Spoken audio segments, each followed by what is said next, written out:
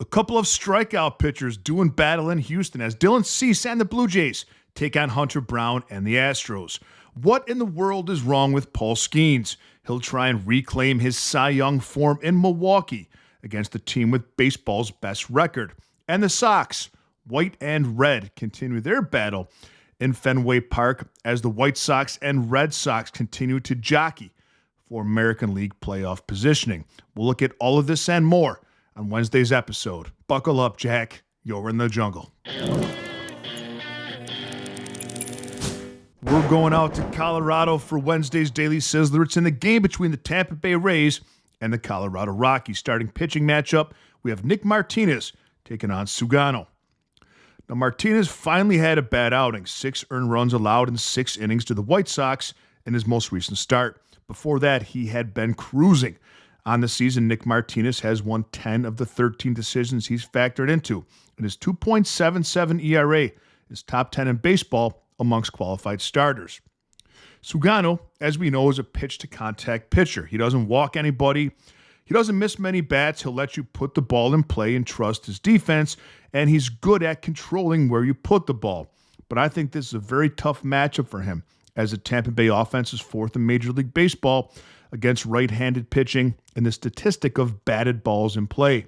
Tampa Bay hitting .303 as a team when the ball is hit in play. And Tampa Bay just added a big left-handed bat and Liam Hicks to the lineup at the trade deadline. I give the advantage here to Nick Martinez. Bullpen-wise, Tampa Bay has a huge advantage there. They're 13th in the jungle rankings, Colorado's 29th. In snapshot form, Tampa Bay's bullpen's 8th, Colorado's 28th. Offensively, Tampa Bay's a C+ for the season. Colorado's a B-. In the last 30 days, Tampa Bay swinging 2% below average, Colorado 3% below. In the last 3 games, they're both above average. Tampa Bay 806, Colorado 1059. I like the Tampa Bay offense against Sugano. I think Nick Martinez is due for a bounce-back performance, and the Rays bullpen is much better than Colorado's. I like Tampa Bay here on the alternate line of -1 for Wednesday's Daily Sizzler. Let's go out to Wrigley Field. We have the Dodgers and the Cubs. Eric Lauer for Los Angeles taking on Shota Imanaga. 4 of Eric Lauer's last 5 starts have been quality starts, and I think that's the pitcher that he's closer to than his early on season performance. It also should be noted that the Dodgers have won 9 of Eric Lauer's last 10 starts. 3 quality starts in a row now for Imanaga on the other side, but his problem persists. He gives up too many home runs, top 6 in baseball. He gave up 2 home runs in his last game against the Yankees. There were only 2 runs they scored, but both solo home runs. And this is a Dodgers offense, of course, that there were 145 home runs, top 5 in baseball. I give the slight edge here to Lauer. Bullpen-wise, the Dodgers are first, and aren't we all so proud of them? Cubs are 22nd. Snapshot form. Right now, the Dodgers bullpen is 6th over the last 7 days. Cubs are 18th. Dodgers hold the edge.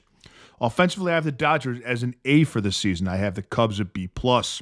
In the last 30 days, the Dodgers' bats are operating 3% below average. The Cubs, 3% above.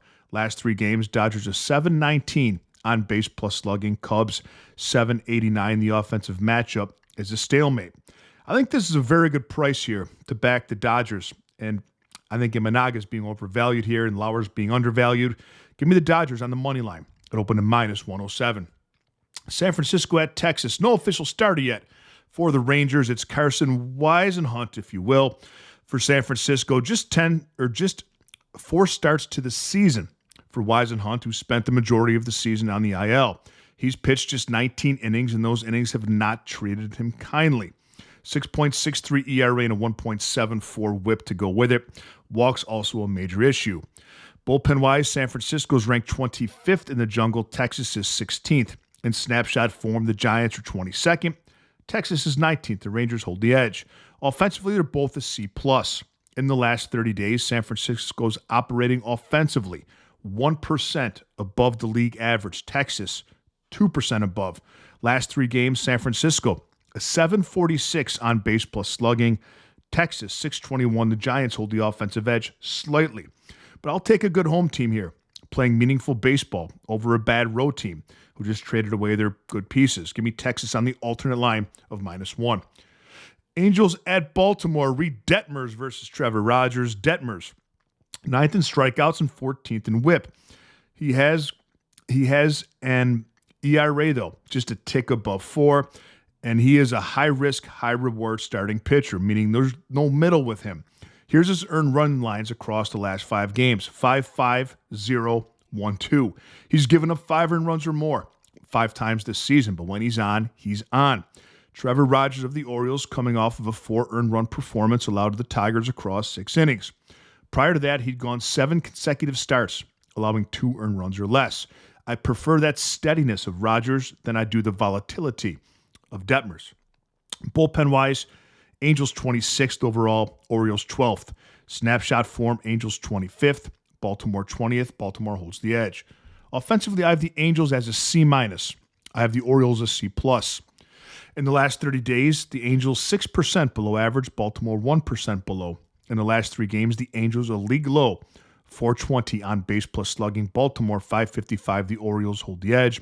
They hold every edge in this game, and I would say that the Angels right now are the worst team in baseball, and their record reflects that. I'll take Baltimore, alternate line of -1. And by the way, with these alternate lines, DraftKings offers them, many books do. If your book doesn't offer the alternate line of -1, you can still get a very similar result by splitting your wager, 2 different wagers, between the run line and the money line. Athletics at Cincinnati, Mason Barnett opening up a bullpen game, God help us, for the A's versus Rhett Lauder. God help us, just 29 2/3 innings on the season for Mason Barnett. 4.85 ERA, 1.31 whip, neither number any good. The A's have lost 8 of the 9 games that he has appeared in any way this season. But it's hard to give the edge to Rhett Lauder. The 24-year-old has a 5.42 ERA and a 1.52 whip. He is coming off a quality start against Pittsburgh, but those are far and few between for him. He has complete implosion potential, and his numbers reflect that. Bullpen-wise, the A's are 27th, and the Reds are 23rd. In snapshot form, the A's bullpen 29th. Cincinnati 16th, the Reds hold the edge. Offensively, the A's are a B for the season, and the Reds are a C. In the last 30 days, the A's are 7% below offensive average. Reds are 3% above, and in the last 3 games, the A's have a 626 on base plus slugging. Reds 898. Cincinnati holds the offensive edge. The Athletics are missing their 2 best hitters, Langoliers and Rooker. Their bullpen is terrible, and this is a bullpen game. The Reds' offense is hot. I'll take Cincinnati on the money line. It opened at -130. Mets at the Guardians. Nolan McLean versus Slade Ciccone. McLean is a top-tier starting pitcher at the Major League Baseball level. His last 6 starts have all been quality starts. McLean is top 20 in Major League Baseball in ERA, strikeouts, and in whip. He holds the edge over Ciccone, who enters the contest with a 4.78 ERA and a 1.47 whip, and he's allowed 15 earned runs across just his last 17 innings. Bullpen-wise, I have the Mets 24th and the Guardians 4th. In snapshot form, Mets 23rd, Guardians 11th. Cleveland holds the bullpen edge. Offensively, I have the Mets as a C- for the season. I have the Guardians a D+. In the last 30 days, the Mets are swinging 1% above league average, Cleveland 3% below. In the last 3 games, the Mets have a 538 on base plus slugging. Cleveland 731. Offensive matchup is a slight lean to the Mets. And I'll take them here. The Mets on the road behind the better starting pitcher, better offense. The money line open to -103. Washington at Philadelphia. Jake Irvin versus Andrew Painter. Irvin has been on the IL since May 24th. He's had 1 start back since then against the Braves July 30th, and the Braves bats were not polite to him. 5 runs and 2 earned runs allowed across 5 innings. But on the other side, Andrew Painter. Yeah. Can I trust him? No. 6.72 ERA, 1.61 whip for the 23-year-old rookie Florida native.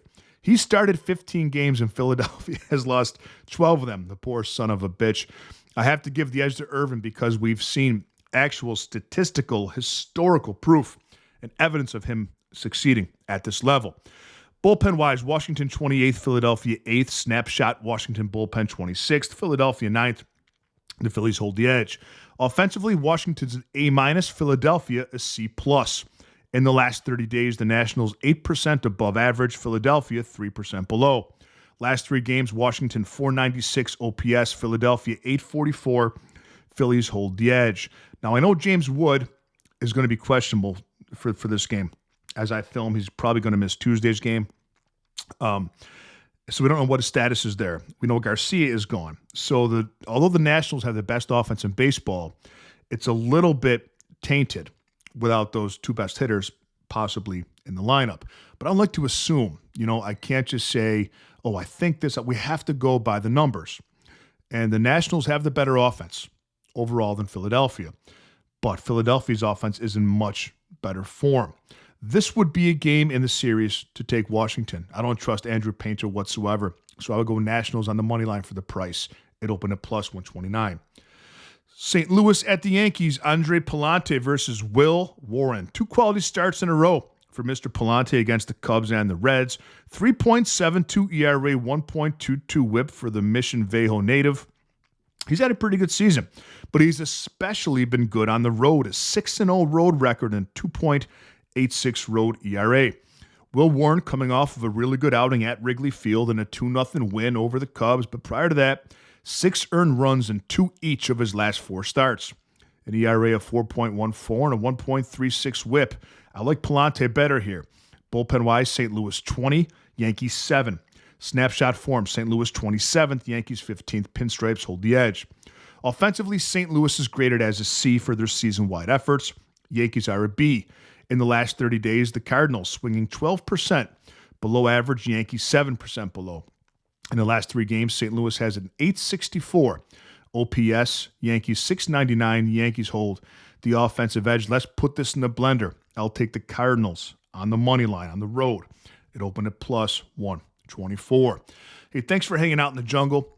I handicap and produce every single Major League Baseball game every single day. Treat the videos like a menu. Take what you want and leave what you don't.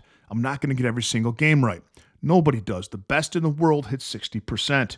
What I do is provide professional handicapping edges and angles to help you formulate your own opinions, make your own bets, or tail mine. I don't bet every single game. I bet roughly 3 to 5 plays per day, depending on the slate. If you want to roll with me and bet what I'm betting, there are 4 ways to do that.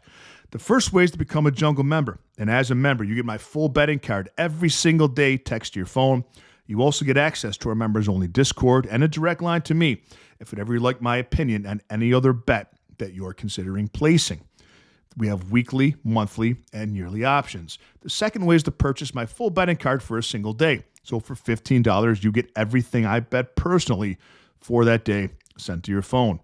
And the third way is to purchase my $5 favorite play of the day. And for just $5, you get my single favorite bet of the day sent to your phone, just a finner. On Wednesday, it's in the game between the Toronto Blue Jays and the Houston Astros. The fourth way is to take advantage of our sale that ends August 8th. And that sale is you get the rest of the MLB baseball season, all my premium plays, my full card, up to and through the World Series. You also get my full NFL season of premium plays and my full season of college football plays, all premium plays. Everything I bet personally, $345 for MLB, NFL, and college football. Go to silverbackjungle.com or click the link in the comments section to get you there faster. Let's go to the battle of laundry. We have White Sox taking on Red Sox. Sean Burke versus Sonny Gray. I like Sean Burke. He is the White Sox ace. Top 15 in ERA, strikeouts, and whip league-wide. Chicago has won 7 of his last 8 starts, and his last 5 consecutive starts have all been quality starts.